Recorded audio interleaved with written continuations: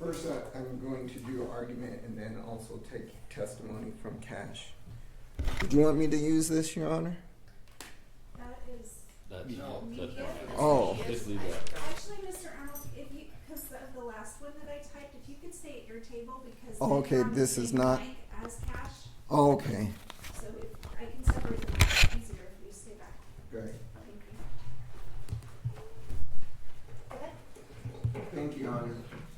Again, Your Honor, looking at the first comments that you made at the initial source hearing, on page 3, you said the purpose of the source hearing was to ensure the bond was not posted with proceeds when talking about the murder or killing of Tupac.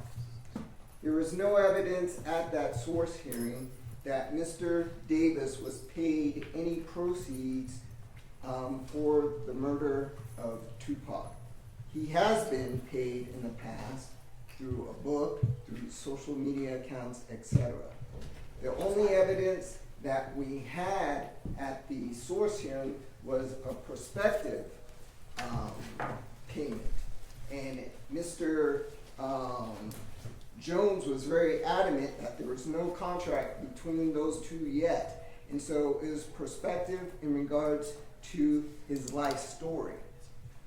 The state made comments in regards to, well, the only thing that people would be interested in regards to his life story is basically in regards to Tupac, and that's simply not true. I mean, Mr. Palal has read the books as well as I have. His life story, he was one of the most notorious gang leaders of all of Southern California. He ruled Compton. He was the godfather of Compton.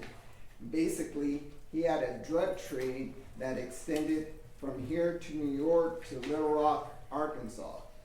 He was doing 350 kilos at a time with the Mexican cartel.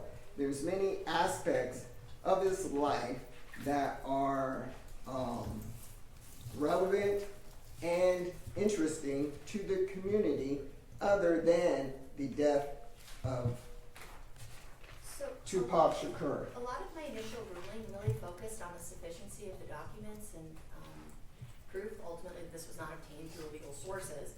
It was because the documents gave me so many questions about where those wire transfers came from, where those counter deposits came from, $50,000 deposited at counters, and typical, what we're seeing.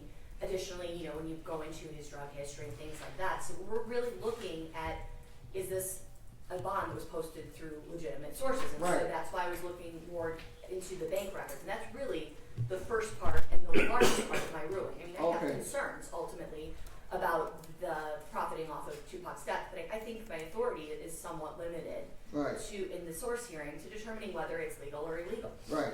And so, in Your Honor, in regards to... you gave me the June records. Right.